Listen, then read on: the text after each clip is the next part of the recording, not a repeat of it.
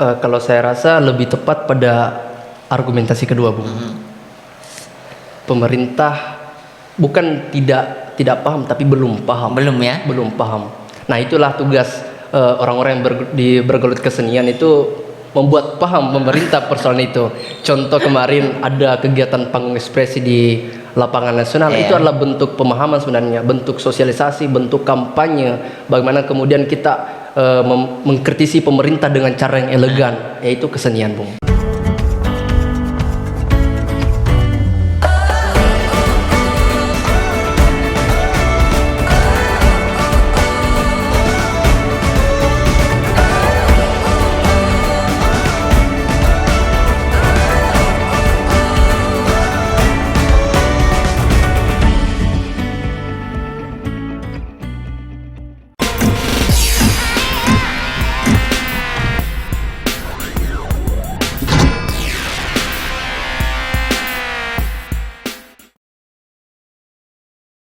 Terima kasih. Assalamualaikum warahmatullahi wabarakatuh. Kembali lagi bersama saya Burhan SJ di Note Podcast.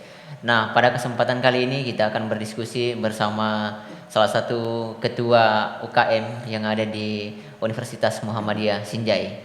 Nah, pada beliau saya persilahkan dulu untuk memperkenalkan diri sebelum kita berdiskusi lebih lanjut. Bung, silakan. Ya, terima kasih atas kesempatannya. Assalamualaikum warahmatullahi wabarakatuh. Salam, Om Swastiastu, Namo Buddhaya, salam kebajikan untuk kita semua.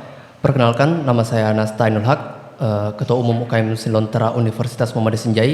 Di organisasi saya kerap dipanggil Panting. Itu nama lapangan. Siapa? Panting. Panting. Iya. Saya kuliah di Universitas Muhammadiyah Sinjai, Fakultas Ilmu Sosial, Prodi Administrasi Publik. Saya beralamat di Sinjai Selatan, tepatnya itu Bikeru 1. Ya.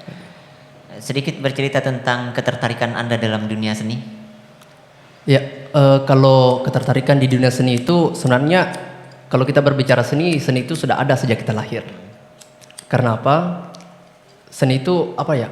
Bisa dikata unik, indah atau estetik, kemudian dia elegan.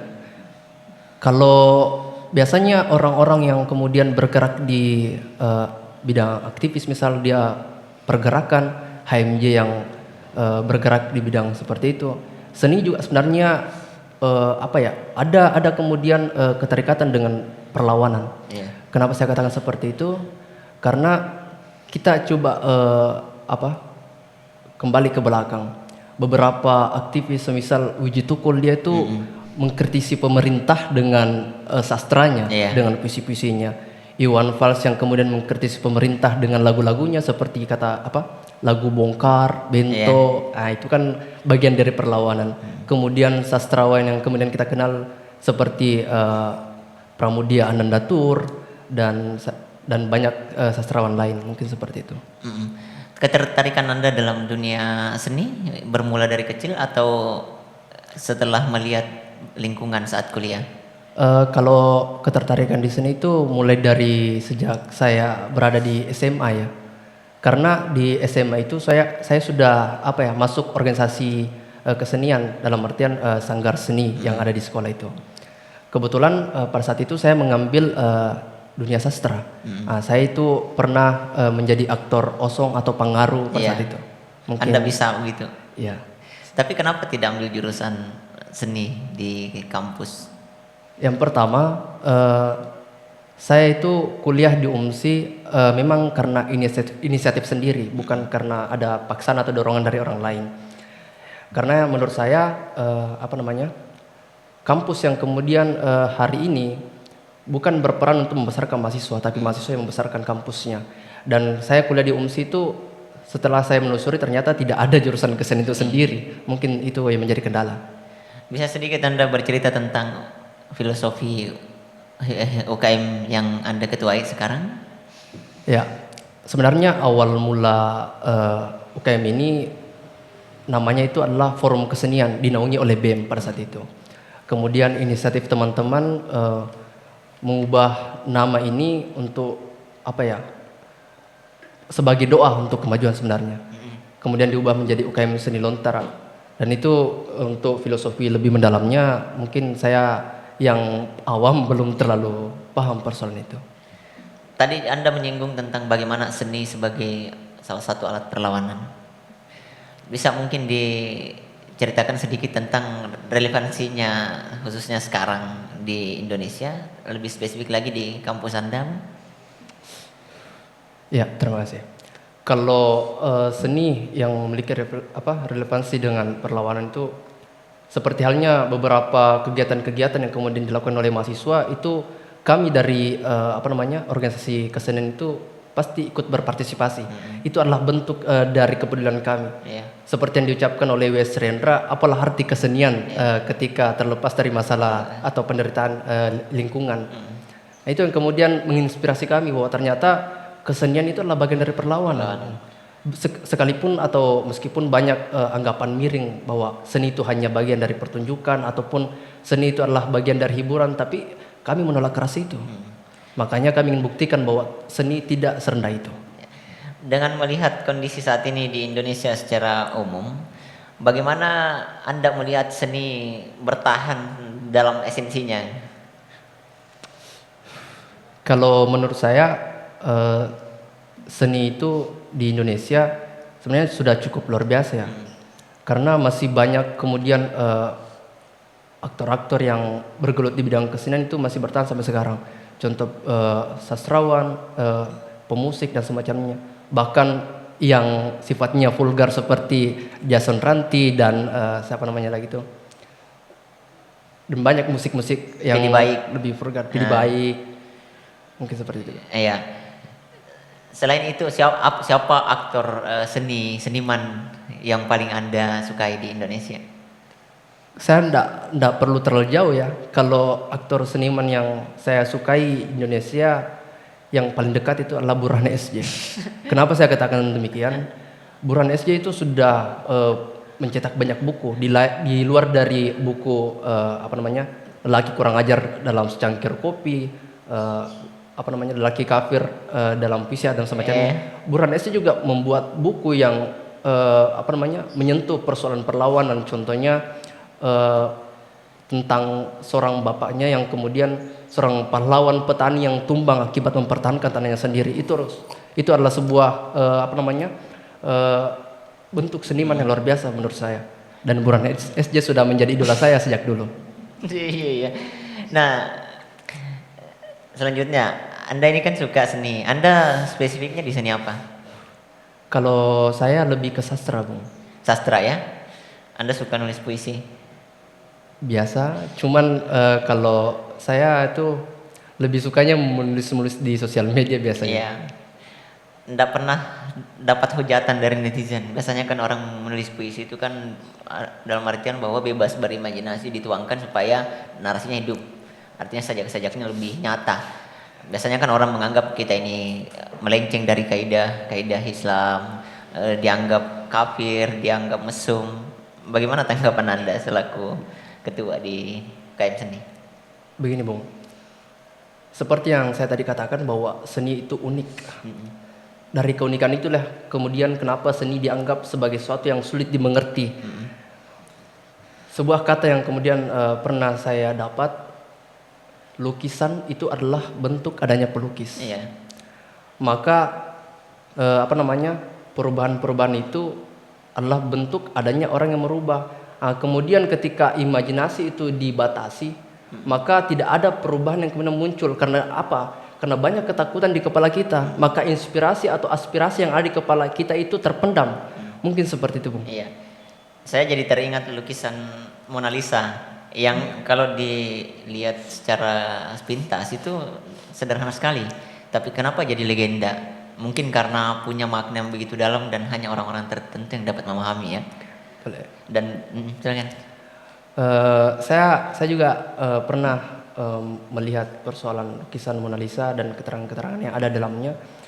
Mona Lisa itu adalah misteri sebenarnya.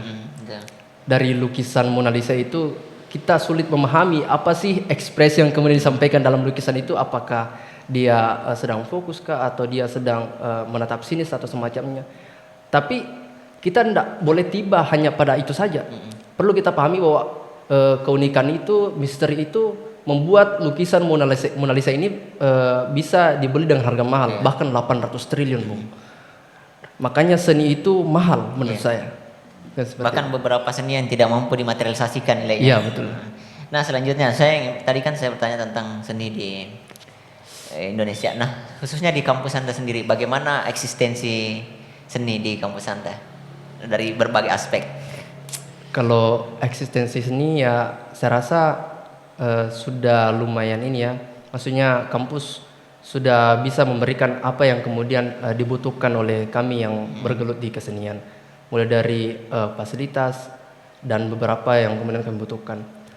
Dan kami tuh di kesenian sebenarnya bisa dibilang punya peranan penting untuk kampus. Iya.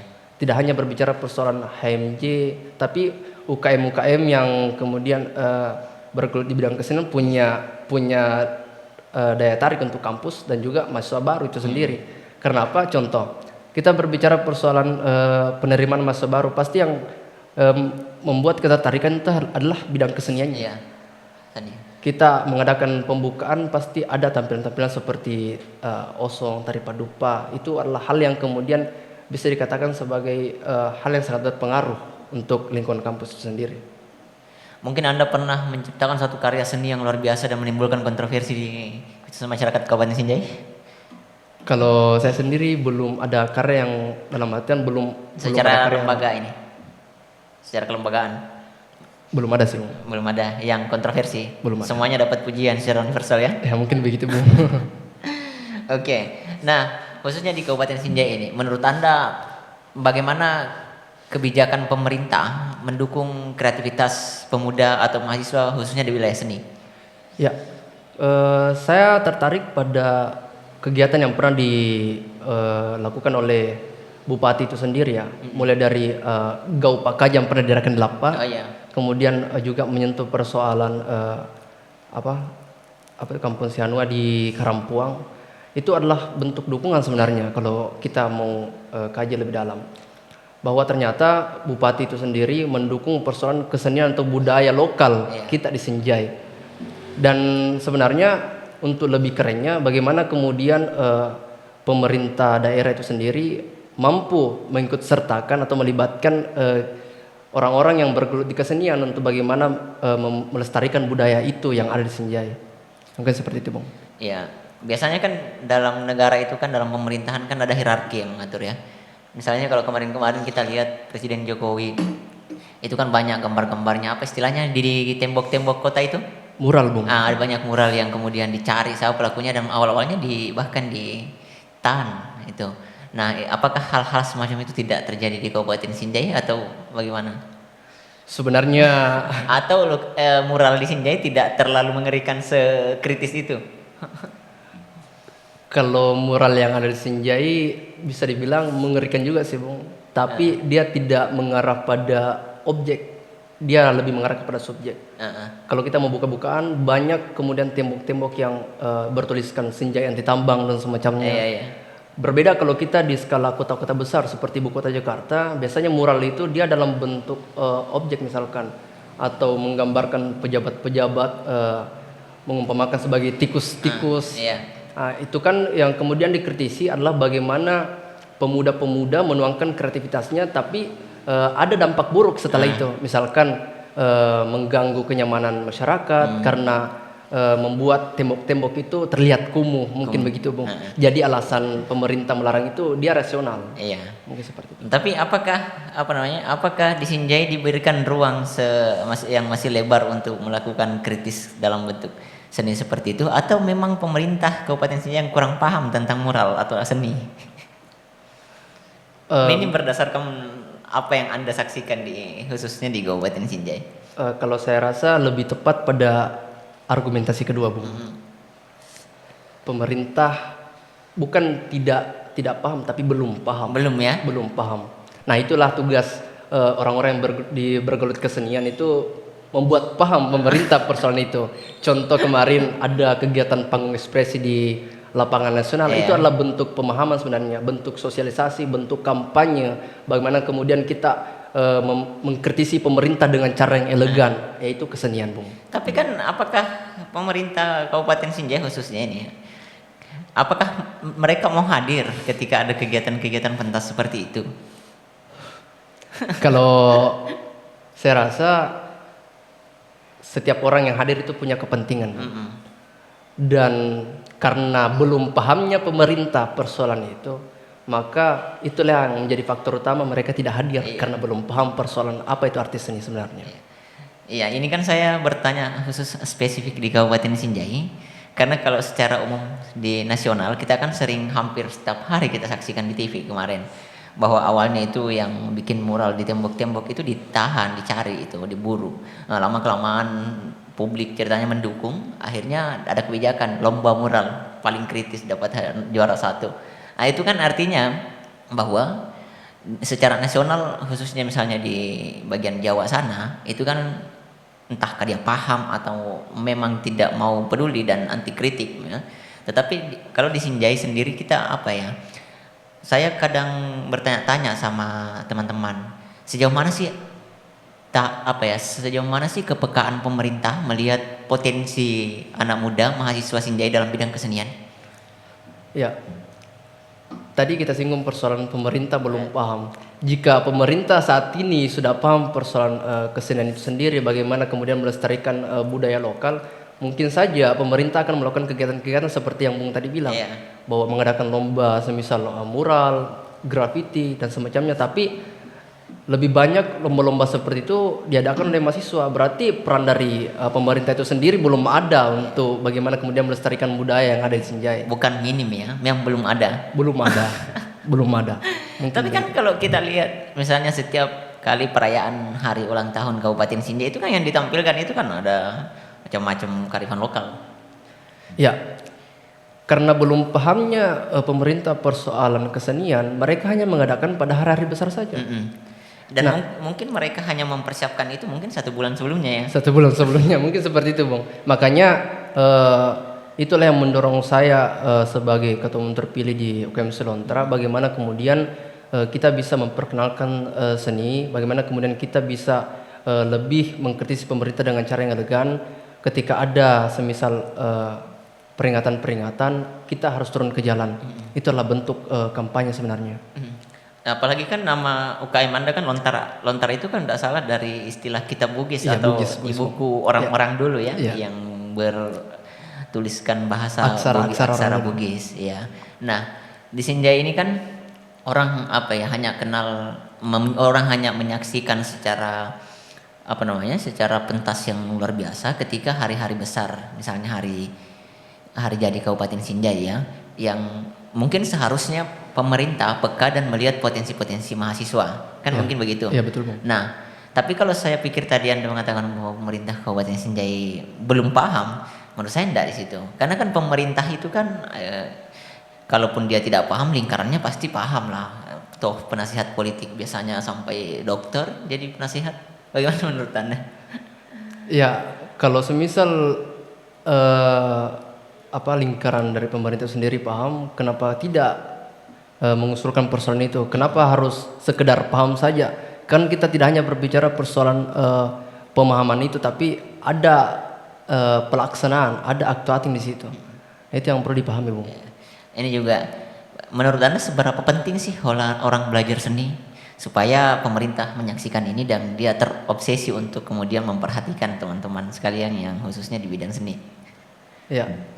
Pertanyaannya seberapa penting? Kalau saya sangat penting ya. Yang pertama, public speaking itu adalah seni. Bagaimana kemudian orang memiliki seni dalam berbicara. Dan setiap kegiatan-kegiatan kita itu sebenarnya ada unsur-unsur seninya, Bung. Kita minum kopi juga ada seninya, kita ngerokok ada seninya. Makanya seni itu tidak bisa lepas dari diri manusia. Makanya sangat penting. Oke. Nah, khususnya Anda sendiri di UKM Senior, seberapa progres Anda untuk menjadikan seni ini sebagai alat perlawanan, khususnya terhadap kebijakan yang tidak pro rakyat di Kabupaten Sinjai? Oke. Seperti tadi yang saya bilang bahwa bagaimana kemudian kita memiliki progres persoalan perlawanan terhadap kebijakan-kebijakan yang tidak pro kerakyatan, maka kita berpartisipasi dalam setiap kegiatan-kegiatan atau kita yang mengadakan persoalan kegiatan itu, semisal panggung ekspresi ataupun ada aksi-aksi demonstrasi yang dilakukan oleh mahasiswa, kita terlibat, entah itu pembacaan puisi, entah itu teatrikal, Dan kita ini sebenarnya di seni mengusung perlawanan dengan cara yang elegan seperti yang saya bilang. Dan sebenarnya inilah yang membuat ketertarikan juga terhadap masyarakat. Jadi kita tidak berbicara persoalan bakar ban di jalan yang mengganggu akses jalan, tapi kita bagaimana kemudian membuat pertunjukan ini tapi tidak terlepas dari bagian dari perlawanan itu sendiri. Artinya ada pertunjukan yang di lain sisi menghibur, tetapi di lain sisi ada makna tersirat bahwa ada hal-hal yang seharusnya tersampaikan yang tidak dikerjakan misalnya oleh pemerintah ya. Betul. Luar biasa sekali. Nah, khususnya di Sinjai di UMSI ya, Universitas Muhammadiyah Sinjai. Semester berapa sekarang, Bang? Sekarang memasuki semester 6, Bung. Semester 6 ya. Nah, Anda melihat di UMSI sendiri ini seberapa besar sih ketertarikan mahasiswa masuk dalam wilayah seni? Kalau ketertarikan di wilayah seni, kalau menurut saya pribadi ya, Bung, kurang sih, Bung. Kurang ya? Ya. Saya sendiri nggak tahu ya apa yang menjadi faktor utama teman-teman mahasiswa kurang untuk menyentuh persoalan kesenian. Tapi kalau kita mau berbicara persoalan potensi dari mahasiswa itu sebenarnya banyak yang berpotensi, Bung. Tapi lagi-lagi untuk masuk dalam organisasi yang menyentuh kesenian, saya rasa sangat minim, sangat kurang. Jadi tantangannya sebelum kita untuk memberikan pemahaman ke pemerintah, ya terlebih dahulu baiknya kita memberikan pemahaman kepada teman-teman mahasiswa sendiri dulu ya. Yang dimana notabene-nya adalah misalnya tentang fungsi kontrol adalah menjadi tanggung jawab bersama dulu, kan begitu. Nah, saya juga ingin bertanya ini kan bisa saja teman-teman mahasiswa ini tidak tertarik karena memang tidak terbuka cakrawalanya dalam dunia seni. Saya ingin bertanya, bagaimana sih syarat-syarat untuk melihat seni ini sebagai suatu keindahan mahakarya? Kalau dari kami sendiri, kami ini mewadahi teman-teman. Contoh kita membuka kegiatan-kegiatan kesenian dalam bentuk umum. Makanya teman-teman yang kemudian punya aspirasi, punya karya bisa ditampilkan di situ. Itu adalah langkah awal untuk memberikan wadah untuk teman-teman untuk bisa bagaimana kemudian mengkritisi pemerintah misal dalam bentuk kesenian. Ya. Dan selanjutnya maksud saya begini. Kalau misalnya dia misalnya seniman, seni lukis misalnya, itu kan karyanya sangat luar biasa. Kalau misalnya dia di dunia sastra, itu kan puisinya sangat menarik sekali. Nah, bagaimana sih orang bisa menciptakan karya seluar biasa itu? Itu mungkin pertanyaan saya. Kalau saya pribadi sih, saya susah sih untuk menjawab persoalan itu karena kita ini tidak bisa menakar pengetahuan atau potensi yang ada dalam diri manusia itu sendiri. Jadi itu sifatnya ke privat individu masing-masing. Biasanya kan ada orang misalnya mau melukis, dia butuh tempat sendiri yang hening. Orang mau menulis biasanya dia ke gunung supaya melihat luas alam raya ini. Mungkin Anda juga punya trik-trik datang ke tempat ke tempat-tempat yang sepi, atau biasanya kan ada juga anak muda kalau dia mau melukis dia salurkan emosionalnya dulu, atau dia misalnya mau menulis puisi, itu kan biasanya ada teman-teman yang bagaimana jalan-jalan ke kota melihat perempuan yang sangat membuat dia terpikat, akhirnya secara tidak sadar dia telah menyelesaikan satu puisinya. Artinya ada objek yang membuat dia terinspirasi dan menciptakan karya. Bung mungkin punya. Setiap orang itu punya caranya sendiri untuk berimajinasi, Bung. Entah ada orang yang berimajinasi dengan kopi dan sebat rokok, ada yang berimajinasi dengan harus ke gunung dulu, dan ada juga yang berimajinasi harus menggunakan mabuk dulu. Banyak yang seperti itu, Bung. Dan ada juga yang kemudian ini lebih umum ya, Bung. Banyak yang kemudian bisa menjadi seniman dengan maksudnya sekejap begitu. Contoh tadi yang dikatakan melihat perempuan langsung bisa menciptakan puisi. Nah, itu tadi saya bilang semua orang itu punya potensi kesenian dalam dirinya. Bahkan orang yang bisa dikatakan tidak pernah menyentuh persoalan kesenian, tapi ketika dia putus cinta, pasti dia bisa menulis sebuah sajak-sajak, majas-majas dan semacamnya. Itu adalah bentuk kesenian sebenarnya, Bung, yang tidak pernah disentuh. Dari rentetan motivasi tadi, yang mana yang umumnya Anda gunakan? Kalau saya lebih suka tempat tenang, ya, ngerokok dan seruput kopi, Bung. Kopi ya. Itu adalah sahabat terbaik saya untuk bagaimana kemudian saya bisa berimajinasi dan menciptakan sebuah tulisan-tulisan atau karya-karya yang lain. Saya juga pernah seperti yang Anda katakan tadi, putus cinta, mabuk-mabukan, dan hasilnya tidak ada saya. Orang kan biasanya putus cinta, mabuk-mabukan, ada karya ya. Saya jatuh cinta, putus cinta, mabuk-mabukan, dapat marah. Itu waktu SMA, waktu sekolah, masih sekolah dulu. Nah, artinya bahwa setiap orang punya potensi seni dalam dirinya. Makanya kan saya selalu bertanya bagaimana caranya. Karena kan pastinya begitu, pastinya bahwa setiap orang memiliki potensi. Tetapi orang tidak tahu bagaimana caranya saya menemukan potensi itu. Hadirnya organisasi kesenian atau komunitas kesenian sebenarnya adalah bentuk kepedulian sebenarnya, Bung. Bagaimana kemudian teman-teman ingin menggali atau bahkan ingin mengembangkan potensi yang dia punya. Nah, itu adalah bentuk sebenarnya untuk bagaimana kemudian memajukan potensi dalam dirinya. Karena ketika dia tidak punya wadah untuk mengembangkan persoalan potensinya, maka dia akan stagnan. Dia tidak meningkat. Makanya banyak yang punya potensi dan begitu-begitu saja karena dia tidak berani untuk masuk dalam forum kesenian, misal komunitas kesenian atau bahkan organisasi kesenian yang ada di kampus.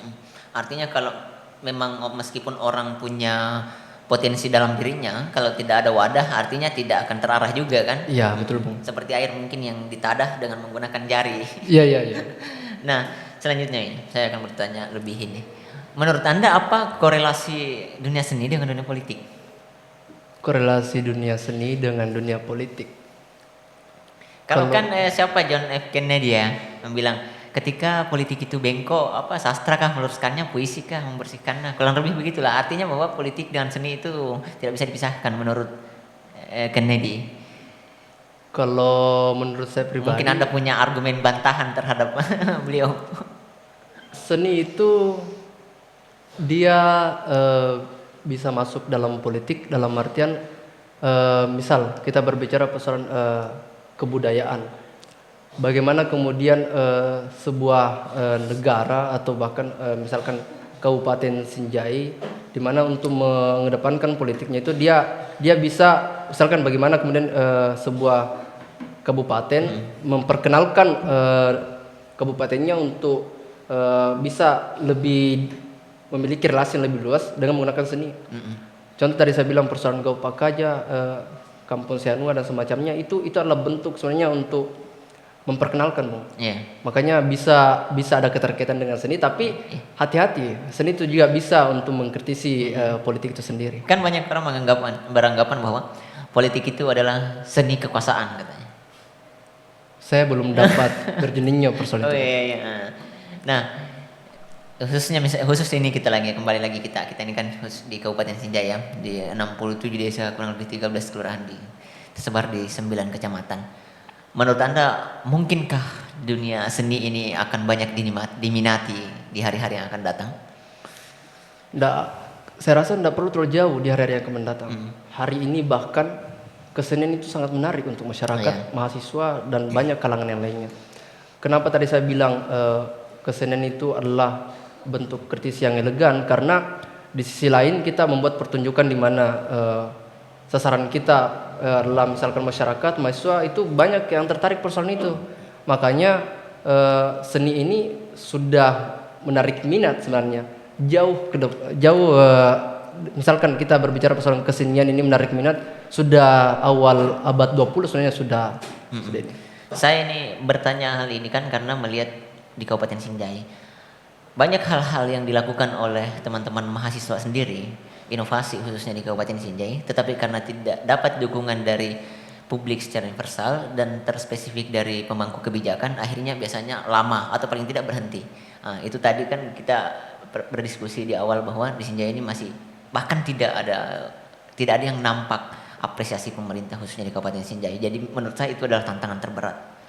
Tapi kalau mungkin Anda melihat peluang-peluang dari tadi itu yang Anda jelaskan ya, itu suatu kebanggaan besar terhadap teman-teman pemuda. Tapi seberapa optimis Anda nih?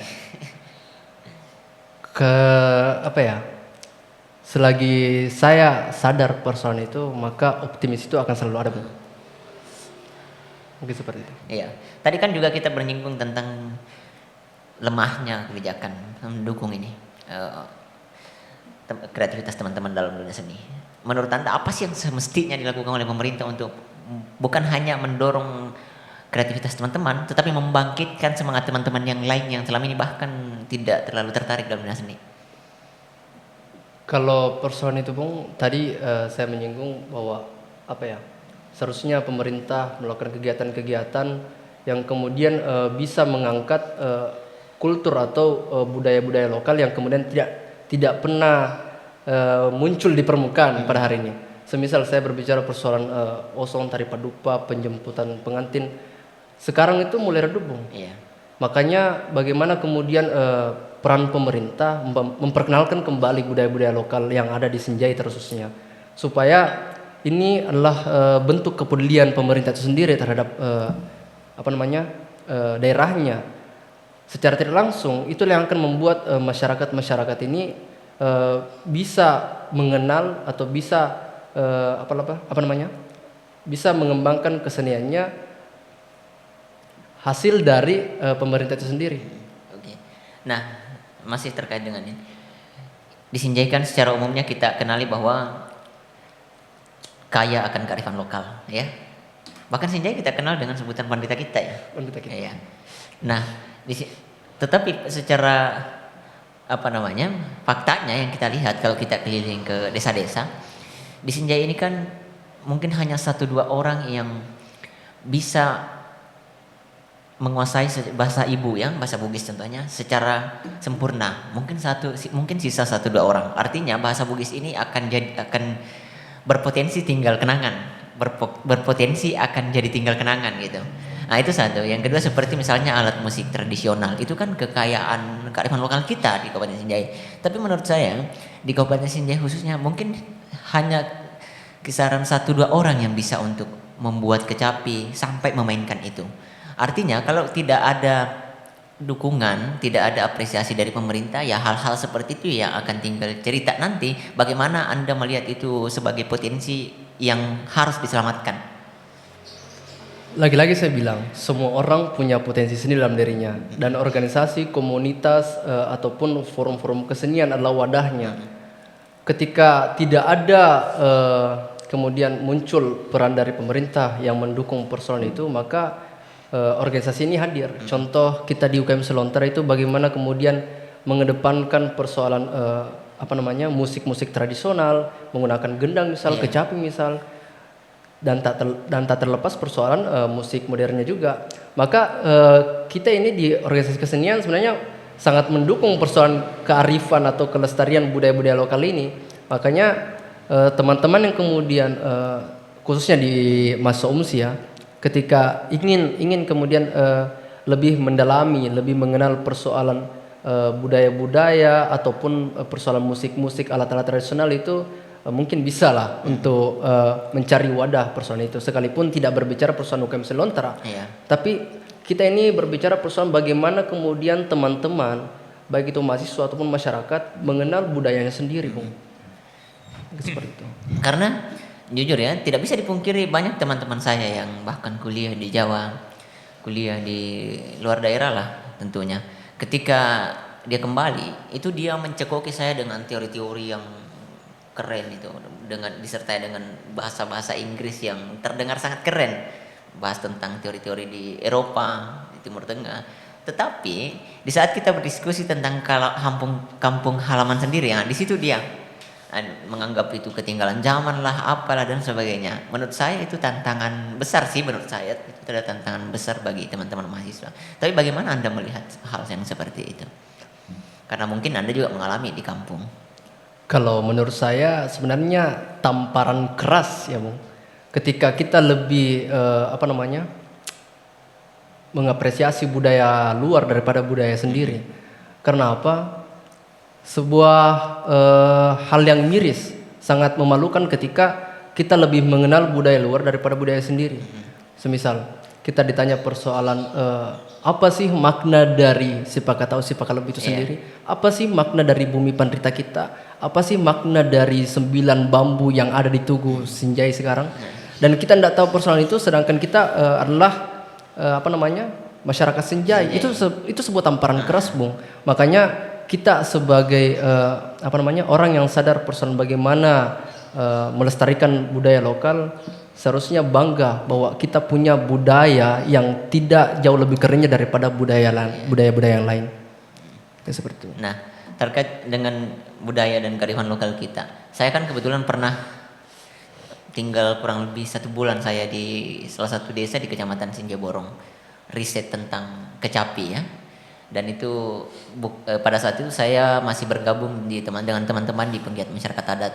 Pada saat itu kami direkomendasikan oleh Barisan Pemuda Adat Nusantara BPAN. Pada saat itu saya bersama teman dari Palembang namanya Agung Prabowo, dan saya tinggal di situ melihat bagaimana orang tua ini, kalau tidak salah namanya Pak Satu di Merambang kalau tidak salah itu. Dia itu dari menebang pohon sampai membuat kecapi, dan dia mampu membuat kecapi dalam kurun waktu 3 hari. Sayangnya dia sudah tua ini. Dan itu yang saya pertanyakan, ketika hal-hal seperti itu misalnya tidak dipedulikan oleh pemerintah dan kita sebagai mahasiswa tidak terlalu memperhatikan itu juga, maka saya pikir itu akan hilang dan itu akan sisa jadi dongeng mungkin. Saya sangat berterima kasih karena menurut saya ini adalah inspirasi besar untuk kami dan tantangan besar untuk kami bagaimana kemudian bisa mempertahankan budaya seperti ini. Tadi disampaikan bahwa dalam kurun waktu 3 hari ini Bunyi kecapi sudah jadi ya. Iya. Bagaimana kemudian teman-teman nantinya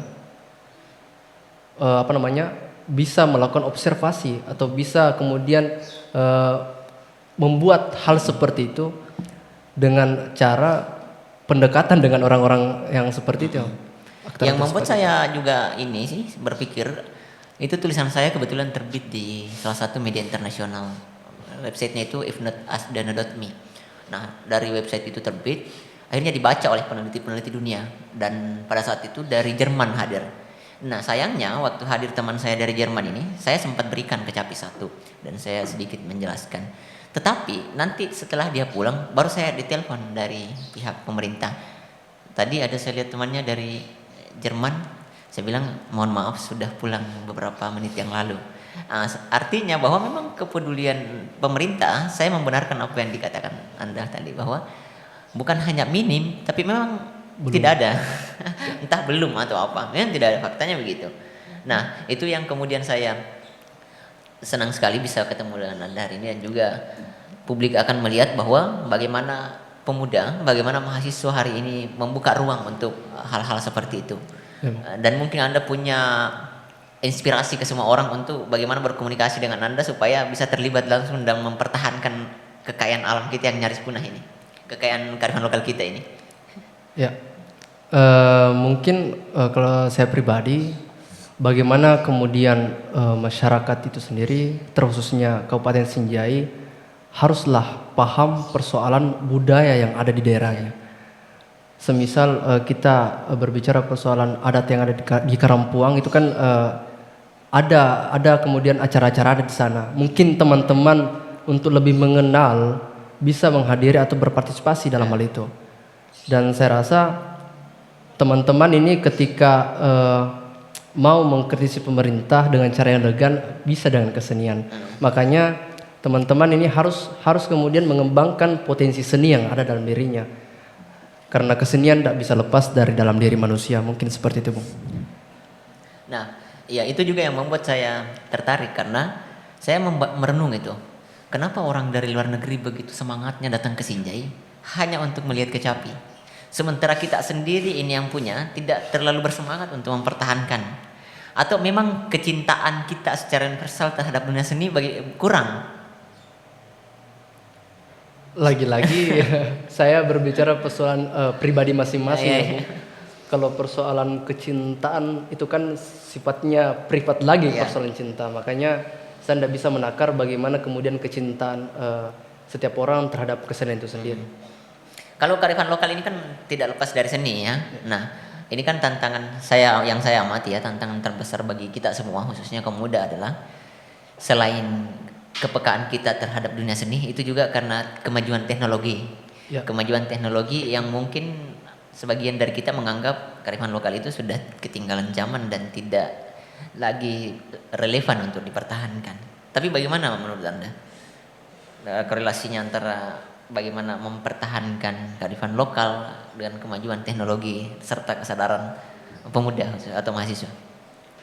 Justru kalau kita mau berbicara persoalan peluang, dengan teknologi yang berkembang secara pesat ini bisa kita jadikan sebagai peluang untuk bagaimana memperkenalkan kearifan lokal. Bisa melalui media-media, kita propaganda, kita kampanyekan persoalan kearifan lokal yang ada di daerahnya kita. Semisal persoalan tulisan-tulisan, kita bisa menulis persoalan kearifan lokal yang tertinggal melalui tulisan. Itu kemudian kita berbicara persoalan media itu bisa dipublikasi oleh siapapun, oleh kalangan siapapun. Maka tidak ada batasan untuk orang bisa melihat tulisannya kita. Misal kita bisa mengupload persoalan kecapi misal, dan fungsinya dan sejarah kecapi itu sendiri itu bisa kita publikasikan melalui media. Nah, bagaimana kemudian kita bisa melihat peluang dari perkembangan teknologi yang semakin pesat ini? Mungkin seperti itu. Jadi tidak ada alasan untuk menenggelamkan kebudayaan karena perkembangan teknologi. Iya. Terakhir, dalam dunia kesenian, apa impian terbesar Anda?